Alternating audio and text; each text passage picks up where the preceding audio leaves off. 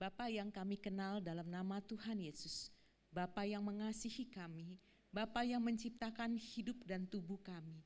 Kami datang kepadamu, kami sujud menyembahmu. Kami bersyukur Bapa diberikan kesempatan untuk bisa mendengarkan firman pada hari ini.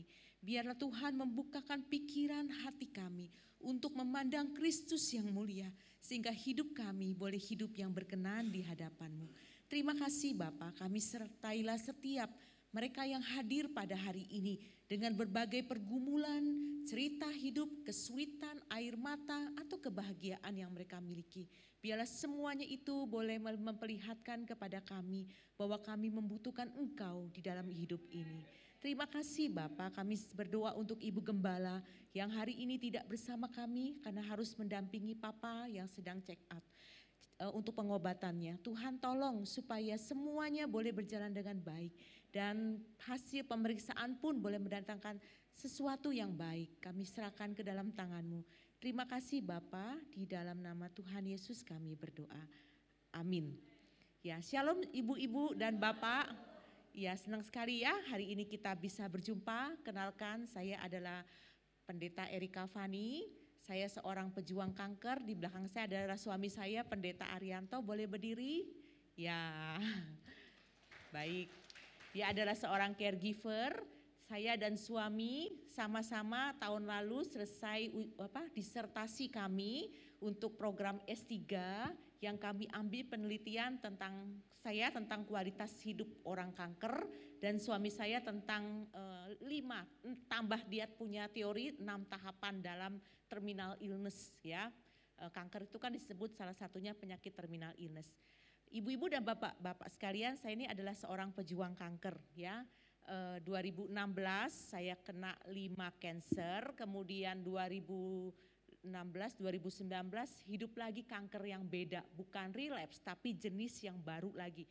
Ini langka sekali terjadi ya, dan ini kena kedua di dalam tubuh saya. Jadi total saya kena 7, banyak apa dikit? Dan 7 kali operasi ya. Saya kena kanker rahim, kedua indung telur kiri kanan, kelenjar getah bening, serviks, ditemukan 2 titik di paru-paru. Kemudian 2 tahun, 3 tahun kemudian tumbuh lagi jenis yang lain. Ganasnya minta ampun ya, kanker itu semuanya ganas. Di payudara kiri dan sampai ke kelenjar getah bening. Jadi saya sekarang mengangkat barang gak bisa lebih dari 2 kilo. Ya, karena organ tubuh saya termasuk empedu juga sudah diangkat ya. Dan tangan ini juga udah disebut tangan golden hand. Artinya nggak boleh luka sedikit pun, setetes pun. Kuku yang lepas dikit aja keluar darah langsung bengkak. Dan bengkak itu virus akan masuk lari ke otak. Karena dokter sudah bilang 2016 saya terdiagnosa kanker dan bisa jadi potensi kena kanker kulit. Ya, kemudian 2019 dokter mengatakan, Erika ini kankermu terlalu tak bisa dikendalikan.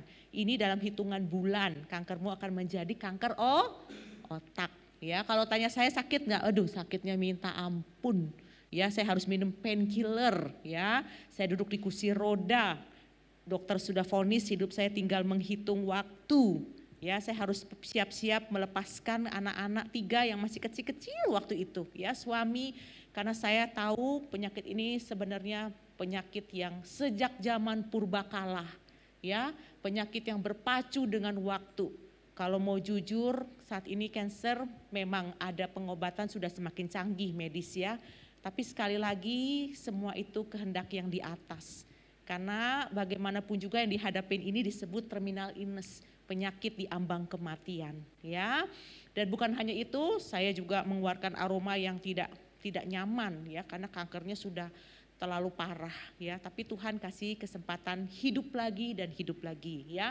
Kena COVID Delta juga kena herpes, kena lever, penyakit-penyakit yang berat, dan sekarang saya sudah divonis lagi. Ya, ini buku saya yang baru terbit, buku yang ke-36.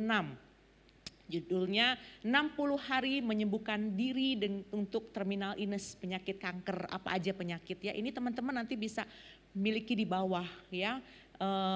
Bawahnya nggak banyak, cuma 14. Jadi kalau teman-teman bilang, saya mau kasih si ini yang sakit, beliin aja. Ini banyak bicara, ya, bagus sekali bahasanya. Ini 4 malam saya opnam karena ditemukan lagi saya kena diabetes, bukan pra loh, udah diabetes yang saya udah nggak bisa produksi insulin tubuh ini, ya, dan itu harus minum obat seumur hidup dan benjolan masih ada. Dokter bilang ini dia diemin dulu karena ini bisa potensi kanker lagi untuk ketiga kalinya, ya, yes oke lah. Kemudian saya juga kena osteoporosis. Nilainya -3, jadi dokter udah wanti-wanti jangan jatuh. Kalau jatuh patah tulang pinggul saya karena rapuh sekali, ya. Bukan hanya itu, kena hipertensi, minum obat lagi seumur hidup. Dan apalagi rapotnya merah semua ini, disuruh remedi terus ini sakitnya ya, nggak habis-habis, ya. Tapi gara-gara sakit itulah titik balik saya ketemu Tuhan. Ketemu Yesus bukan dari kata orang. Papa saya pendeta. Saya pun pendeta, suami saya pendeta. Tapi bukan itu. Tuhan menyapa saya di dalam titik terendah dalam hidup. Gak apa-apa Ibu Irma sedih, mana Ibu Irma? Gak apa-apa, itu manusiawi. Di buku saya ini akan teman-teman dapetin ya, ini manusia sekali loh. Boleh nangis, boleh, kita gak perlu pakai topeng. Karena penyakit yang dialami itu penyakit ada 2 jenis, kronis dan akut. Kalau akut itu ya seperti batuk pilek segala macam. Kronis itu penyakit yang berat. Seumur hidup kita masih berjuang. Kanker apakah bisa sembuh? Remisi. Diberikan kesembuhan tapi berapa lama? Gak tahu. Ada yang sebulan, ada yang setahun, ada yang 5 tahun, ada yang 20 tahun hidup lagi.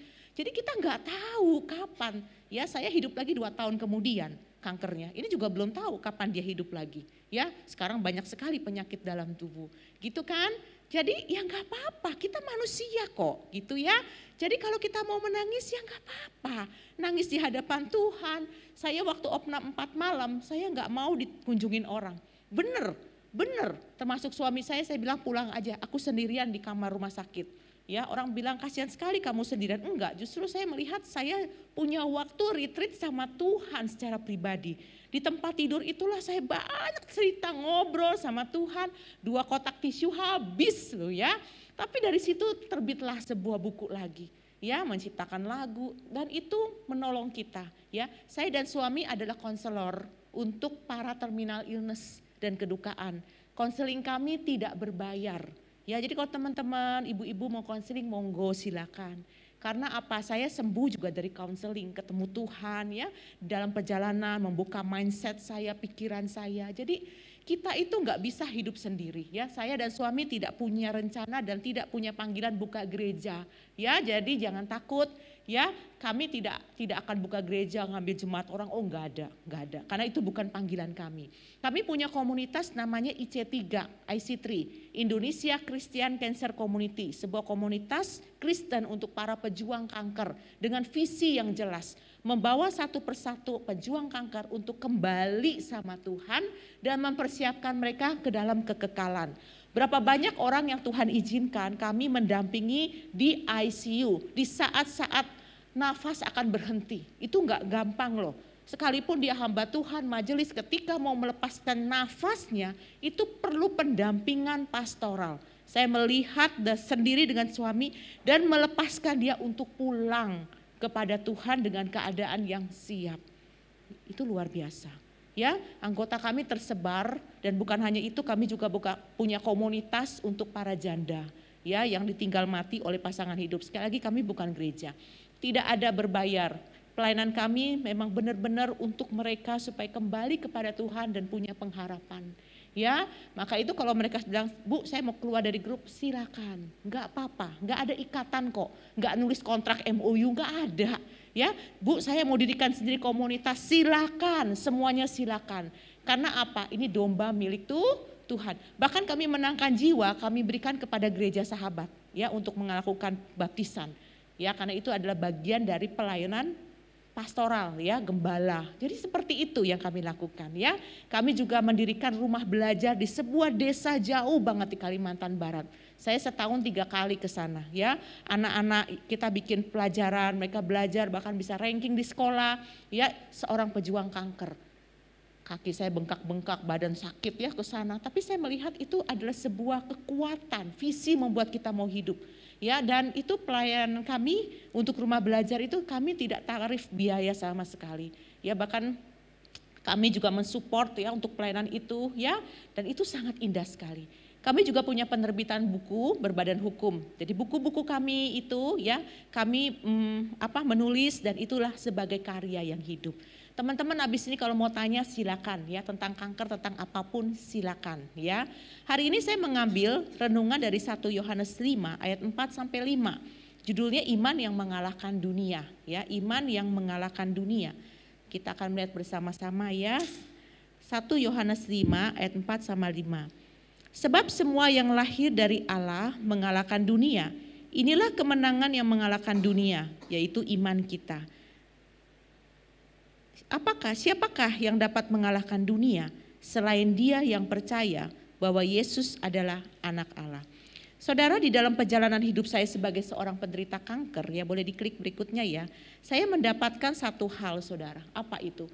Identitas kita bukan ditentukan oleh sakit, tapi hidup baru di dalam Kristus. Ya, saya melihat di handphone orang, satu kali saya lihat ditulis nama saya Erika si kanker payudara. Duh, kok jelek betul. Erika si kanker rahim, banyak banget. Erika si kanker indung telur, disebutin semua ya kayak ujian. Ya, jadi identitas kita bukan ditentukan oleh rasa sakit. Saya berharga karena saya sakit. Oh enggak loh, sakit kanker, sakit terminal illness itu membuat kita rapuh loh. Jujur rapuh, hancur. Saya kena harga diri. Saya tidak merasa diri saya sebagai seorang perempuan yang utuh lagi. Ya, Bapak Ibu kalau lihat saya ini tampaknya baik ya. Ini bohong semua ini. Ya, aksesoris. Dalamnya sudah ya, dokter waktu lihat diperiksa waktu itu, loh ini kok nggak ada, ini kok udah nggak ada, ini kok udah nggak ada, 7 diangkat dalam tubuh ya, mesin saya dipretelin semua ya, terus kamu kok masih hidup, nggak tahu saya juga ya. Saudara, kita kalau lihat karena sakit itu identitas saya nggak bisa. Orang kanker itu ya penyakit berat itu kalau malam hari kita rasa kacau loh, rasa sedih, down di malam hari. Sama kayak single parent, para janda, maaf ya. Di malam hari itu timbul rasa takut, khawatir, cemas, mau nangis, semua amburadul. Kenapa teman-teman? Karena di malam hari itu kita tenang. Waktu tenang itulah pikiran-pikiran yang negatif itu masuk ke dalam pikiran kita.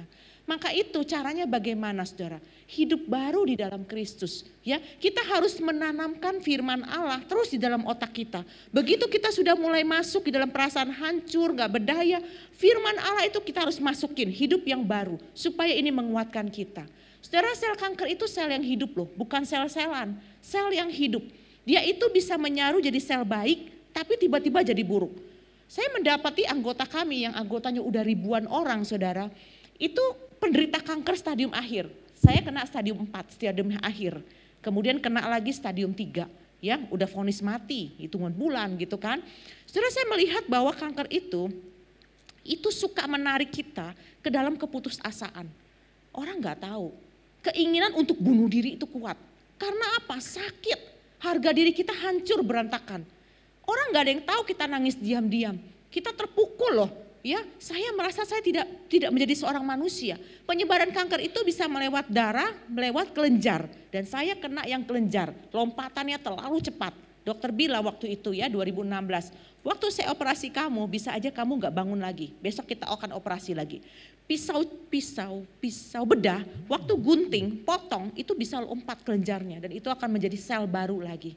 Saudara bisa bayangkan ya, kalau kita gak punya firman, gak punya pegangan kuat di dalam Kristus, ya gak gampang loh berat.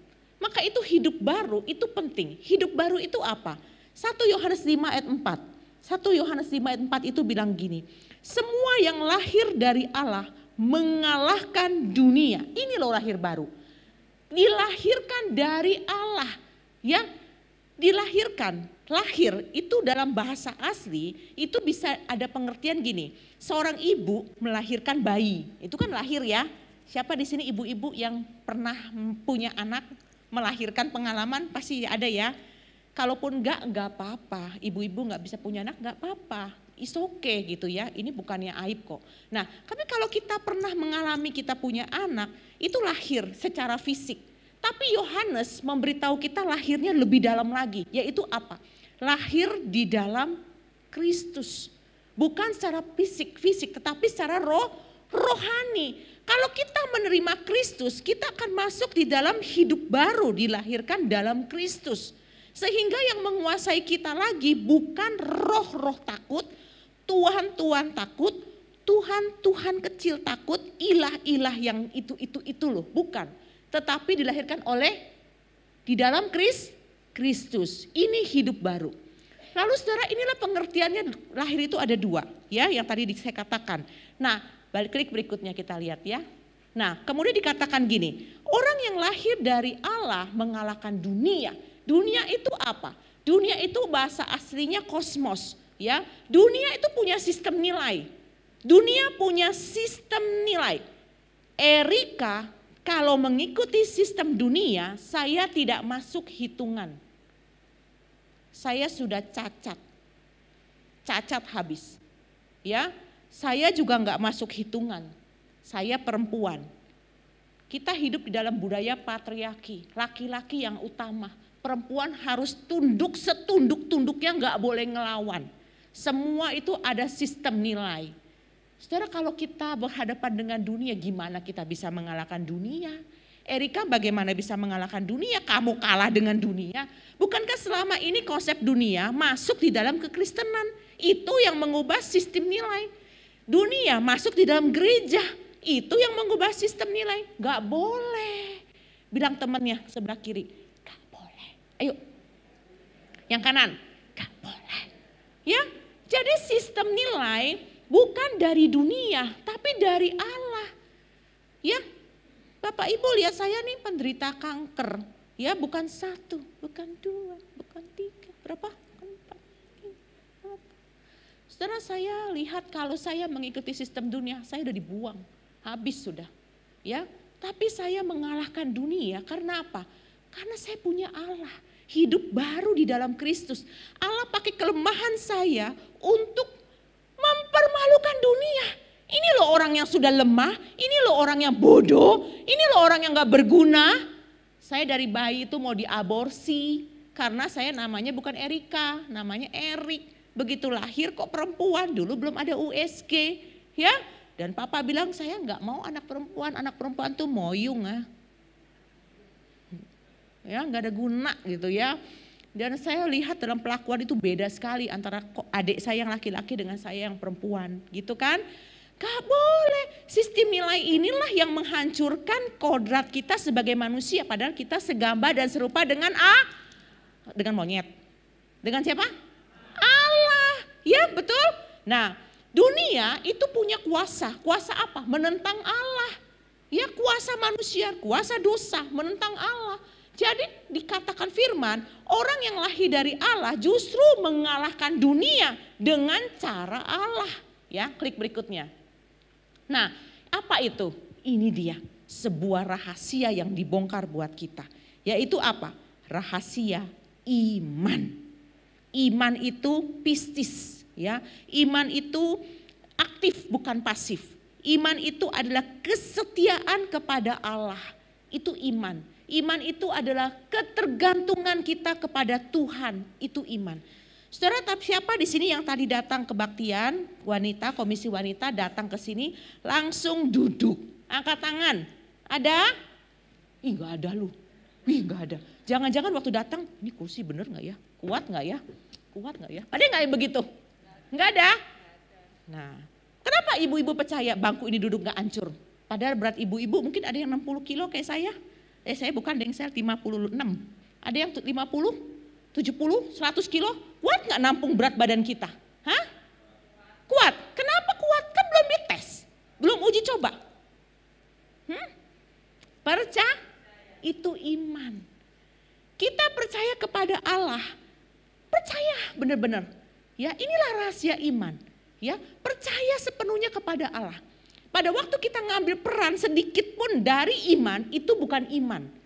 Itu bukan iman. Iman adalah percaya total kepada Allah.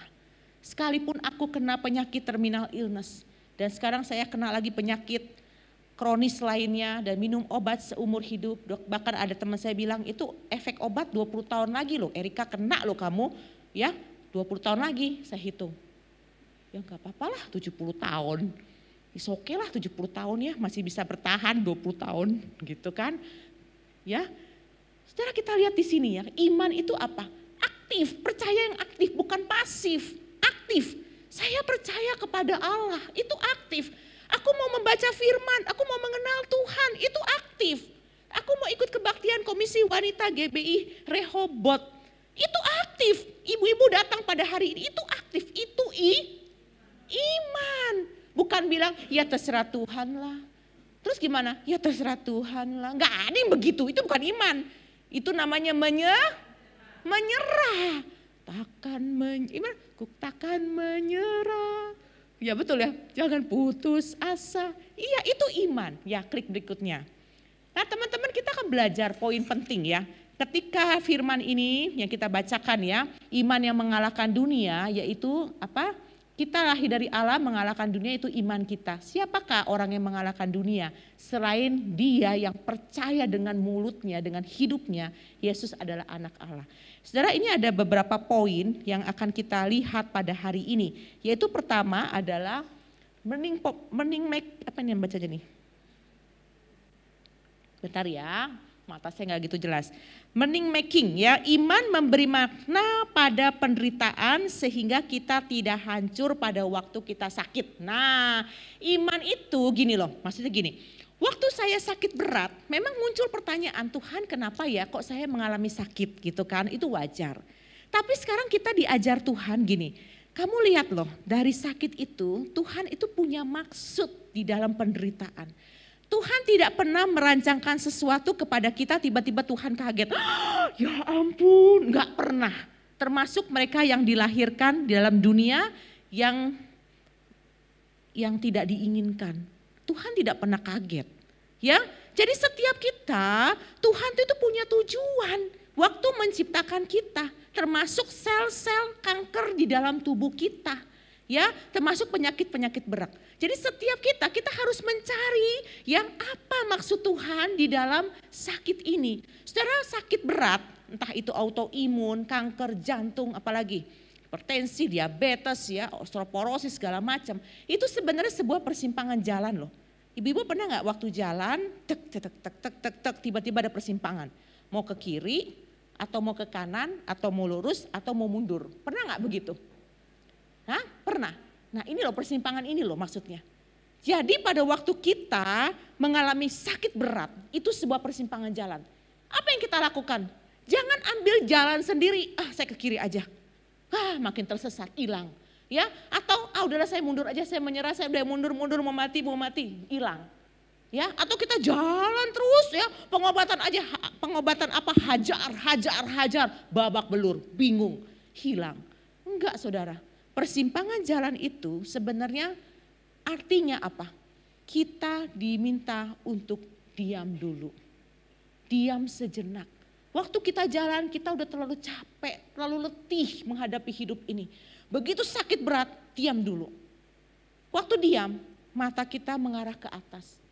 Tuhan mau apa dengan hidup saya? Itu penting loh.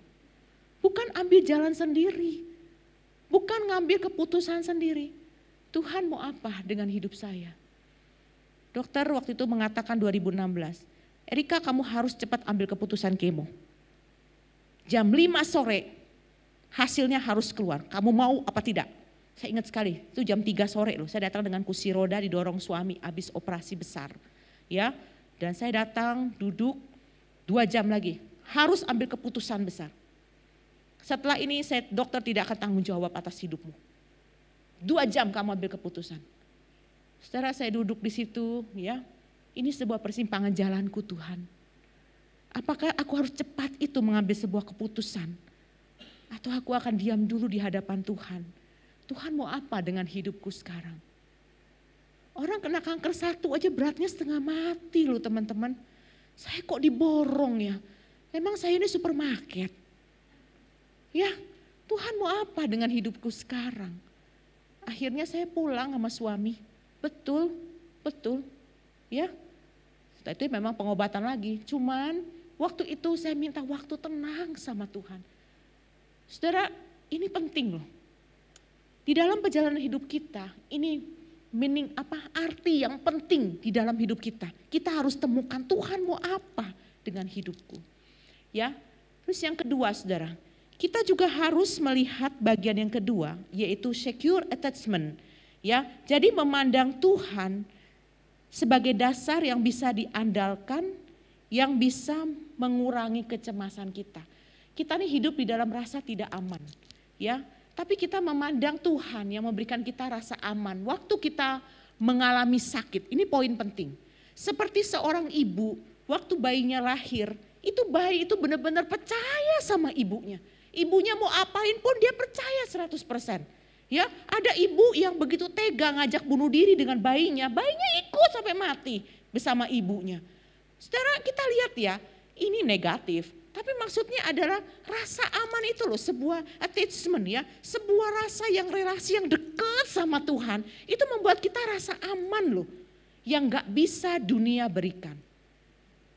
Ada seorang filsuf bilang gini, di dalam hati manusia itu sebenarnya ada satu ruang kecil yang kosong. Dan gak bisa ditutup dengan 6 laki-laki yang menjadi suamimu. Gak bisa ditutup dengan kekayaan yang melimpah yang kamu miliki. Gak bisa ditutup dengan pasangan hidup yang kamu rasa dia mencintaimu. Hati ini ada titik yang kosong, yang cuman bisa diisi oleh Tuhan. Kalau orang yang hatinya penuh dengan Tuhan, yang mengisi hati yang kosong, dia gak akan butuh validasi. Dia tidak akan butuh pengakuan manusia. Betul, kenapa? Karena dia sudah selesai dengan dirinya sendiri. Jadi kalau orang bilang, kamu kok kanker ya? Ini dikutuk Tuhan loh. Ya, penyakit mematikan, pasti kamu punya dosa yang banyak. Wah, saya alami tuh. Ya, pasti punya dosa yang banyak, kepahitan. Pahit, minta ampun sama Tuhan.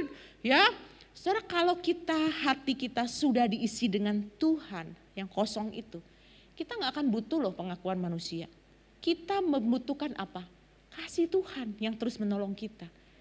Saudara tahu jawaban saya apa? Iya, memang saya pahit. Iya, memang saya berdosa. Iya, memang saya berdosa kok. Betul gak? Ada gak yang berdosa di sini? Ada gak hidupnya gak pernah pahit? Enggak, cuman bedanya saya kena kanker. Yang pahitnya lebih banyak dari saya, baik-baik saja. Ya gak apa-apa.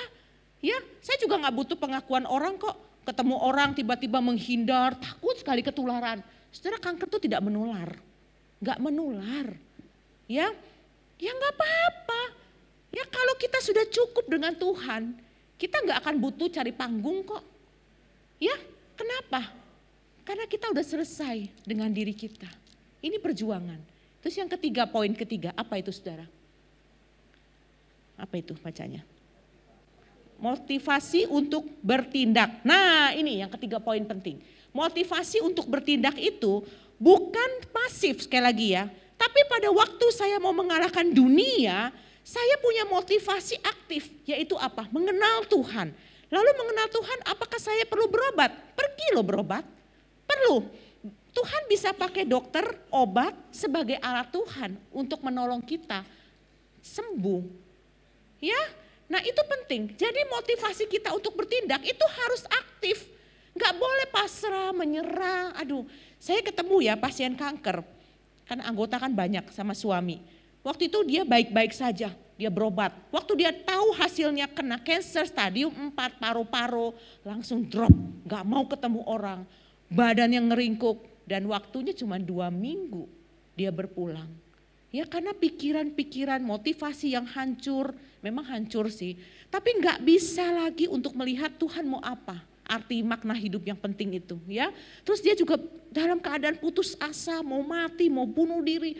Enggak gampang ya saudara. Jadi motivasi untuk bertindak itu penting. Saudara, setiap kita lah, bukan hanya orang sakit ya. Orang sakit apalagi. Setiap kita hidup itu harus punya tujuan.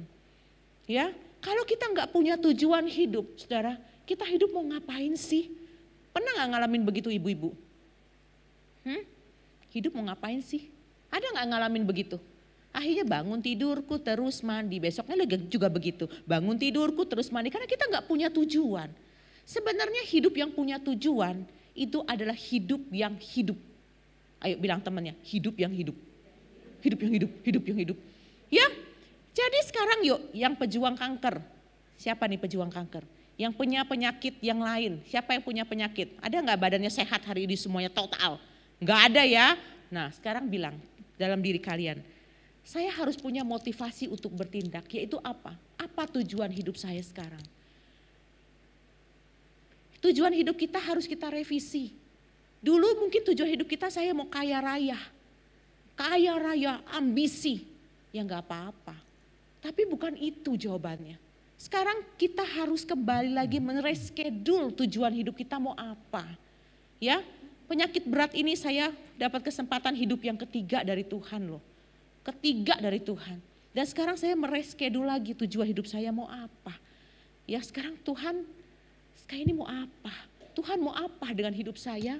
Dan saya mau apa dengan hidup saya bagi Tuhan? Saudara, ini penting. Itu yang membuat kita bisa apa?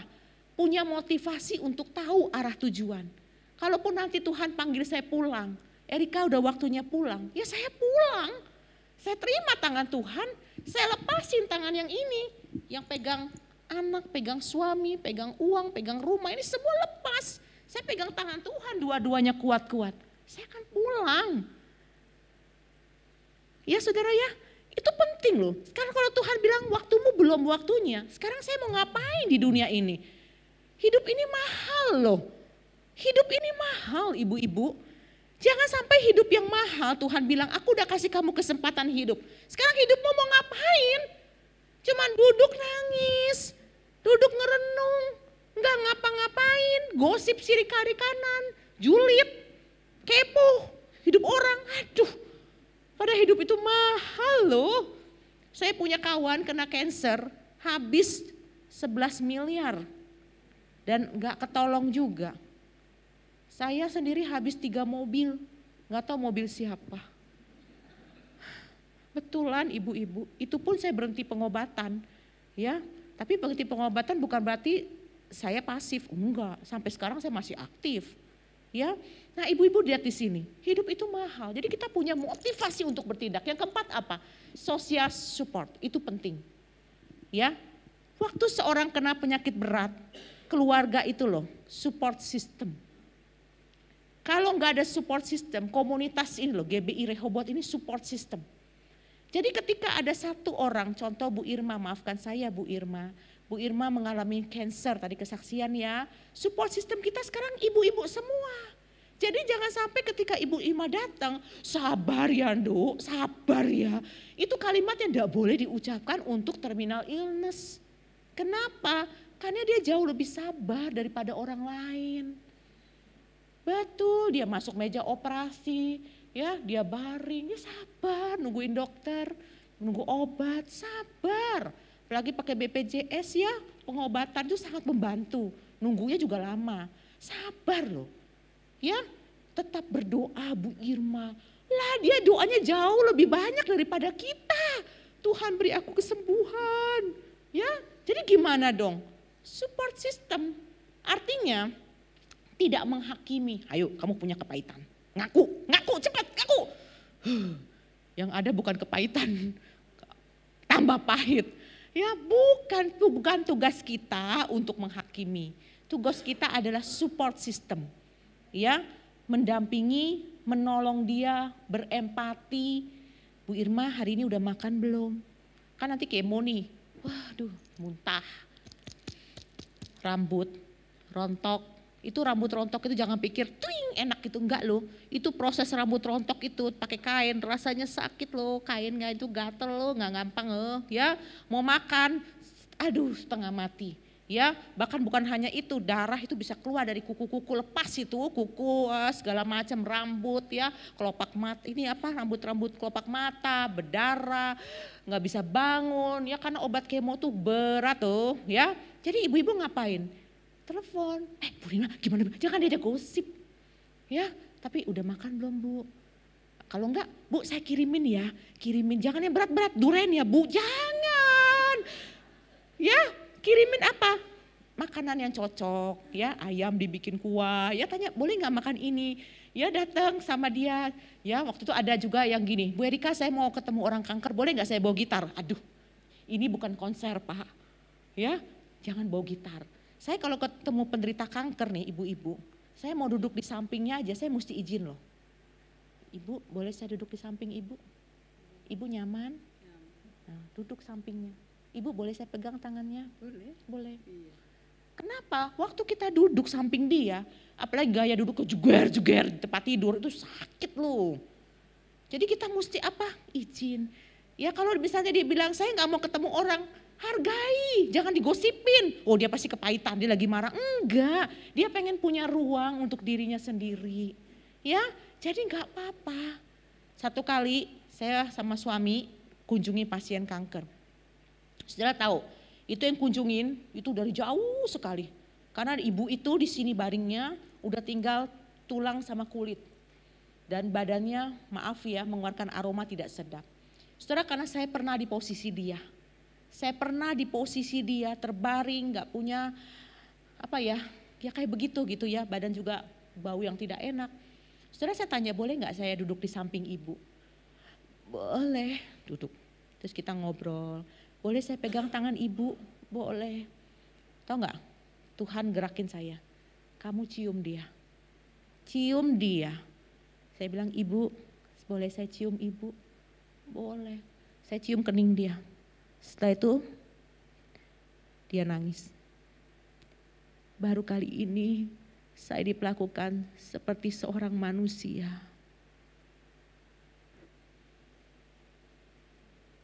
Nangkep ya? Ini sebuah pelayanan, support system. Satu kali saya dan suami datang ke sebuah rumah sakit. Saya tanya Tuhan, saya harus apa? Apakah cuma kata-kata, doa atau apa? Terus mampir ke toko buah, Tuhan ini buah banyak sekali. Kira-kira yang mana ya yang saya mau beli untuk dia? Tiba-tiba muncul satu kata, anggur hitam. Saudara, saya beli anggur hitam sama suami, kemudian kami naik ke atas menjumpai seorang bapak yang sedang kemoterapi. Waktu saya kasih dia anggur hitam, dia nangis. Dia bilang gini, 3 hari saya berdoa kepada Tuhan. Saya minta anggur hitam Tuhan, obat kemo ini sakit sekali. Saya cuma minta anggur ini Tuhan. Dan hari ini di depan mata saya anggur hitam. Saya melihat Allah hidup. Sederhana kan? Tidak sederhana. Itu yang membuat dia melihat Allah hidup di dalam diri kita yang mau dipakai sebagai alatnya. Banyak kesaksian Bapak Ibu, banyak sekali. Yang kalau saya ceritakan bukan maksud sombong ya, tapi itu menjadi support system kita untuk mereka yang berjuang di dalam sakit. Satu kali ada jemaat, dulu kami pegang gereja, dulu sekali, 11 tahun, 12 tahun yang lalu. Terus kami pensiun dini sampai sekarang ya, memulai pelayanan sendiri. Saudara, ada seorang anggota kami lagi pergi sama dia 3 keluarga. Tiba-tiba keluar darah dari kuping. Keluar darah. Terus dibilang kenapa ya keluar darah? Terus pulang langsung pemeriksaan ke dokter. Ternyata ditemukan kanker nasofaring stadium 4. Bingung. Saya bilang anakmu kan kecil tuh 2 ya anaknya ya. Anakmu ikut aku. Kamu gak usah pusing, ikut kami. Saya akan jaga dia seperti anak kami. Kamu dan suami berangkatlah berobat. Ya, makan sekolah saya antar jemput. Jangan takut, benar-benar jangan takut. Dan tidak ada hutang budi. Dia pergi sama suaminya berobat. Cukup lama loh. Itu anak-anak masih kecil, saya ingat banget saya kasih satu kamar ya sama neneknya ikut, hophonya ikut. Satu kamar, antar jemput, sekolah ya. Jadi sekarang punya 4 anak waktu itu jadi ceritanya. 2 anak, anak-anak masih kecil ya, antar jemput. Berapa tahun kemudian ibu-ibu, saya yang kena kanker. Saya lo kena kanker. Dan ibu itu, saya udah gak inget. Ibu itu datang, dia bilang begini, dia panggil saya Semu. Semu itu istri pendeta waktu itu ya. Semu, saya tidak utang budi, tapi sekarang saya menunjukkan kasih. Anak Semu dua-duanya titip loh ke saya. Sekarang Semu dan Mukse berangkat loh berobat. Jangan pikirin anak-anak, uang sekolah saya bisa bayarin, antar jemput, kasih makan. Saudara gimana saya nggak nangis sama Tuhan? Betul nggak? Support system itu loh, ya kita nggak pernah tahu loh. Waktu kita memberikan kebaikan, ada yang nggak kembali, ya nggak apa-apa. Kita tidak berhak untuk meminta kebaikan orang balas budi. Itu bukan balas, itu namanya bukan kebaikan, itu namanya barteran, bukan. Tapi kita nggak pernah tahu taburan kita akan kembali ke kita, nggak pernah ngerti. Nangkep ya? Ibu-ibu udah nangis di hari ini ya. Nangis aja nggak apa-apa, saya mau kok pelukin satu-satu yang perempuan ya. Jadi itu penting ya. Oke, klik berikutnya. Klik berikutnya, pertanyaan. Nah ini pertanyaan berat banget nih. Kalau gitu saya mau tanya Bu Erika. Baik, silakan. Iman mengalahkan dunia, tapi bagi mereka yang sehat. Kalau mereka sakit, apakah itu menunjukkan dia nggak punya iman? Kurang iman? Tuhan tidak menepati janji. Lalu jawabnya gimana tuh? Gak beriman sih, makanya kena sakit banyak banget lagi.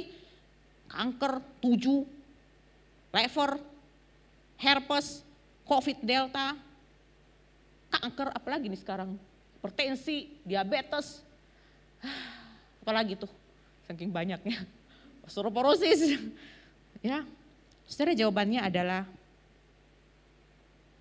Tuhan tidak pernah berjanji langit selalu biru, tetapi Dia berjanji memberikan kekuatan. Jadi kemenangan kita, kalau kitab Yohanes, iman kita yang mengalahkan dunia. Sekalipun aku sakit berat, tapi aku punya iman kepada Tuhan yang kuat. Itulah alat peragaku bagi sesama. Ya, kalau kita semuanya tidak pernah mengalami sakit, kita tidak akan pernah tahu arti penyertaan Tuhan. Kita akan menjadi orang yang sombong. Saudara, Tuhan itu bisa loh nyembuhin kita seperti balik tangan. Erika stadium akhir, vonis mati, kok sembuh, remisi.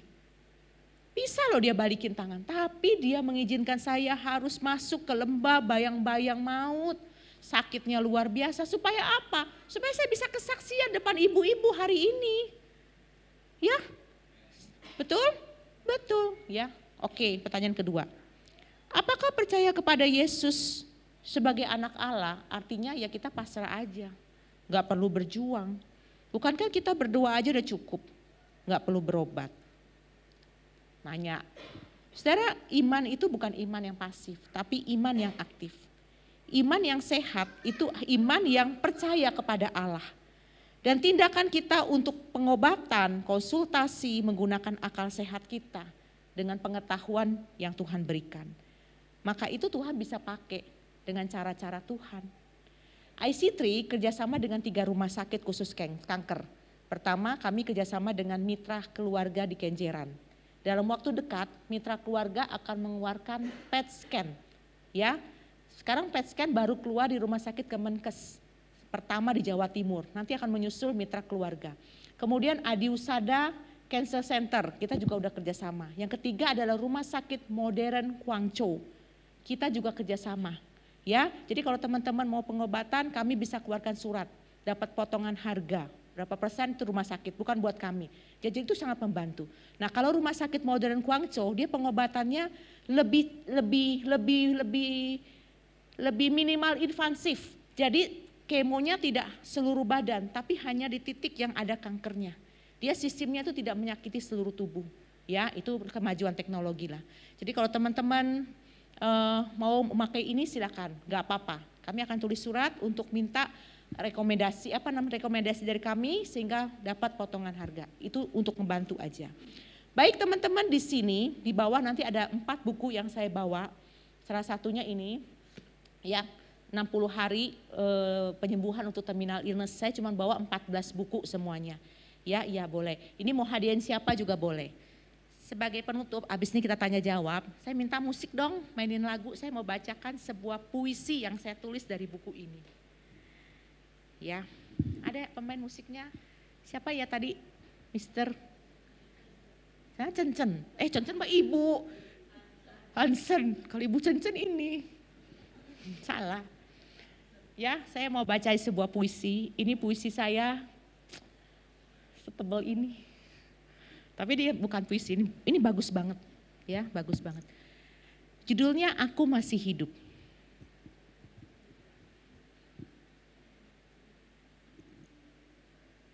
Lagu yang pelan saja. Aku masih hidup, silakan. Puisi ini diberikan untuk para pejuang kehidupan. Aku tak lagi seperti dulu. Tubuh ini lambat. Langkah kaki pun tak selalu utuh. Tapi jangan salah, aku masih hidup. Aku pernah menangis diam-diam, meratapi beberapa organ tubuh yang harus kulepaskan. Rasa sakit luar biasa menjadi sahabat tak kenal waktu. Kulit yang pucat, pingsan berkali-kali, dan tubuh yang tak sanggup menari seperti dulu. Tapi Tuhan peluk aku. Tuhan berkata, engkau tetap indah karena aku tinggal di situ. Hari-hariku bukan tanpa takut, tapi aku belajar menggandeng takut itu. Membawanya duduk di bawah kaki Tuhan dan berkata, kami akan menunggumu Tuhan di sini. Sakit ini bukan akhirku. Sekarang aku berhadapan dengan beberapa sakit berat lagi. Tapi ini sebuah perjalanan yang harus kujalani. Proses hidup pada pengenalan yang lebih dalam tentang diriku, tentang Tuhanku. Tentang cinta yang tidak tergantung pada kondisi badan. Jadi jika engkau bertemu aku hari ini, jangan hanya lihat luka, tapi lihatlah cahaya kecil di mata ini. Itu tanda bahwa aku memilih percaya, meski gelap belum pergi. Aku masih hidup.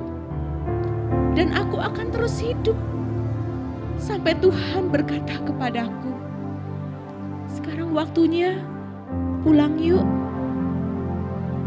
Dan bila waktu itu tiba, aku akan pulang dengan memegang tangan Tuhan. Karena aku pernah bertarung dengan kerasnya hidup. Dan aku tidak menyerah.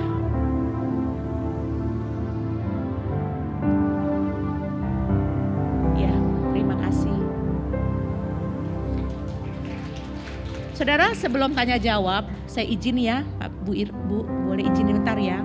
Saya akan mengajarkan satu terapi buat teman-teman. Ya, diiringin musik gak apa-apa. Terapi ini saya dapatkan waktu saya divonis lagi penyakit berat muncul. Saya gak tahu saya harus melepaskan semua rasa sedih ini kemana. Dan saya menemukan terapi ini. Saya mau ajarin ke ibu-ibu yuk. Ibu-ibu, tubuh kita ini, manusia kan terdiri dari 3. Tubuh, jiwa, dan roh. Roh kita kepada Allah. Jiwa kita, perasaan kita, rasa sedih kita. Tubuh kita, fisik kita, penyakit kita. Saudara, pernah gak kita sadari bahwa tubuh kita itu lagi lelah menghadapi hidup? Karena pikiran kita yang terus bergerak cepat, sementara tubuh ini gak kuat.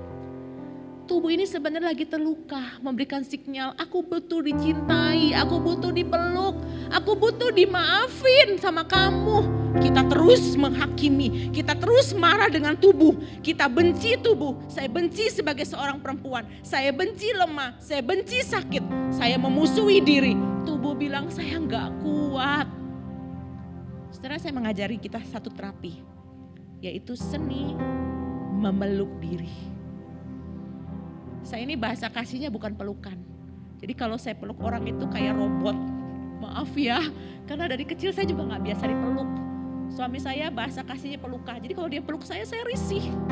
Ya tapi itu bahasa kasih dia pelukan. Saya gak suka dipeluk. Jadi kalau ibu-ibu peluk saya cium pipi kanan, saya seperti robot. Ya gak apa-apa. Saya harus belajar. Sekarang saya belajar seni memeluk diri. Yuk, sekarang tangannya dilempengin, dipeluk dirinya. Sampai rasa sayangnya keluar. Peluk diri kuat-kuat. Terus usap dirimu. Usapnya dengan rasa sayang. Bilang gini, gak apa-apa gagal. Gak apa-apa salah. Gak apa-apa kamu terluka. Maafin saya ya. Selama ini saya keras sama kamu. Saya gak bisa gagal. Saya maunya sempurna terus. Saya salah. Maafin saya ya. Yuk peluk diri yuk sekarang. Peluk diri. Ngomong sama diri. Mau mata ditutup boleh, mata dibuka boleh, lihat ke atas boleh, lihat ke bawah boleh, terserah. Ngomong sama diri. Yuk. Sebut namanya. Erika, jangan ikutin saya. Sebut nama kalian ya. Oke, keluar sampai peluk rasa sayangnya. Kamu punya salah apa? Ngomong sama tubuh. Aku terlalu keras sama kamu. Minta maaf. Gak apa-apa, mau nangis gak apa-apa. Nangis itu membasuh emosi perjiwa kita yang sedang hancur. Gak apa-apa. Hari ini diizinkan. Gak apa-apa, peluk diri. Semua tutup mata ya, boleh. Peluk diri. Bilang, maafin saya ya. Saya gak ngerti kamu. 4 malam saya opnam di rumah sakit. Di malam hari saya kesakitannya luar biasa. Jam 1 subuh saya mau minta obat painkiller ke suster. Karena saya pikir ini udah malam. Saudara tahu apa yang saya lakukan? Saya terapi memeluk diri. Meskipun tangan saya penuh infus, saya peluk diri saya. Saya bilang, saya usap badan saya. Minta maaf ya, karena saya kamu menderita. Kamu terus ikutin maunya saya. Maafin saya ya. Tubuh, maafin saya ya. Saudara percaya enggak? Saya cerita sama dokter juga, sampai dokternya senyum-senyum. Saya nggak butuh painkiller loh. Sakitnya hilang loh. Dan saya bisa tidur loh. Betul, ini saya alami. Yuk, peluk diri. Peluk diri.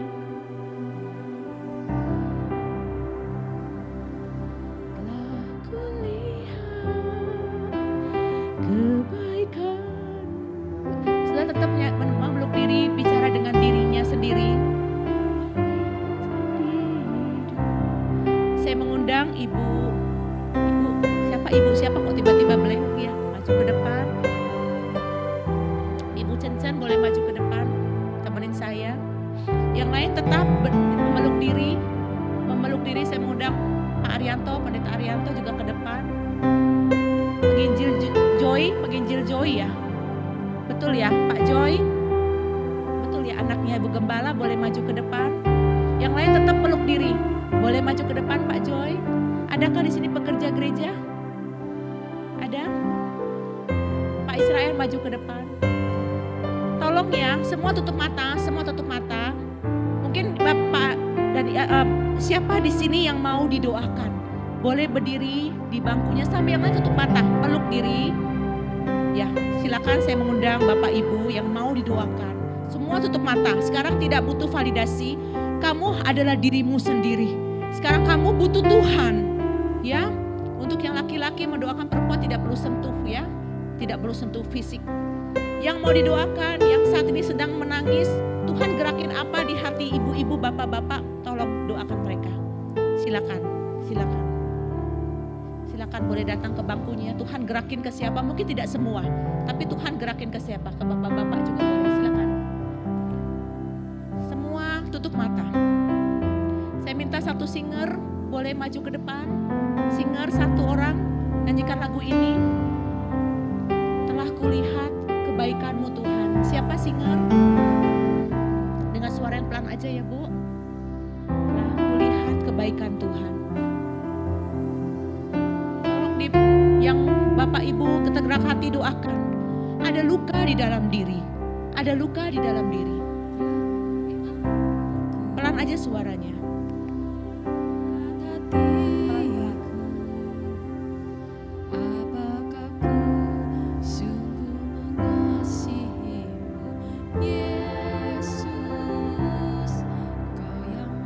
Dengan dirimu sendiri.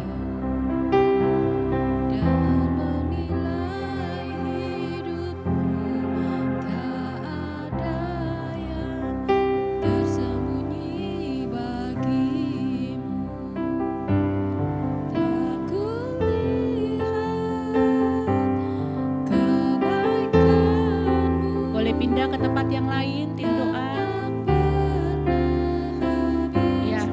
Peluk ya, sesama jenis nggak apa-apa.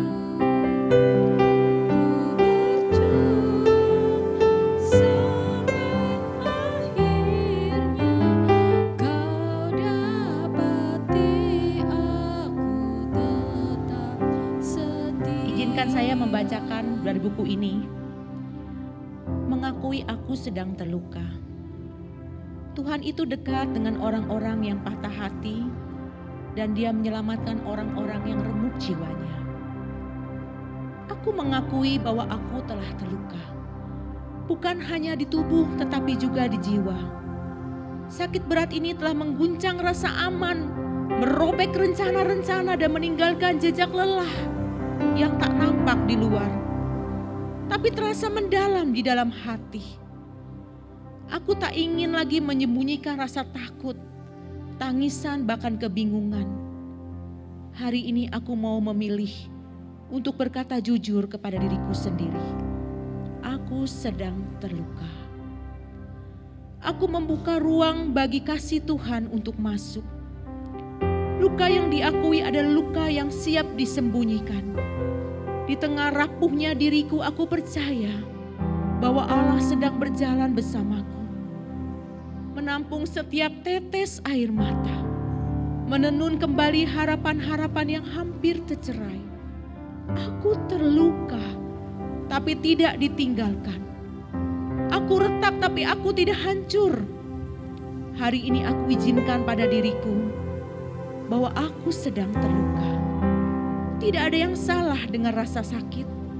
Luka bukan dosa. Menangis bukan kelemahan. Itu manusiawi. Terkadang orang di sekitar kita menuntut kita untuk kuat, untuk tetap beriman, jangan menyerah. Tapi Tuhan tidak menuntutmu hari ini. Dia justru dekat dengan hatimu yang remuk.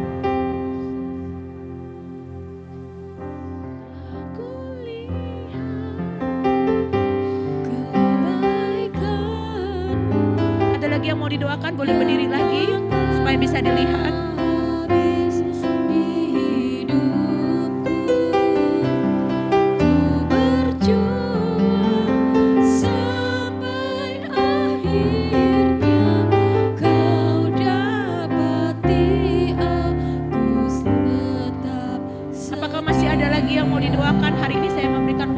Bagi Bapak Ibu, silakan. Saya mengundang juga nanti Pak Joy untuk memimpin doa.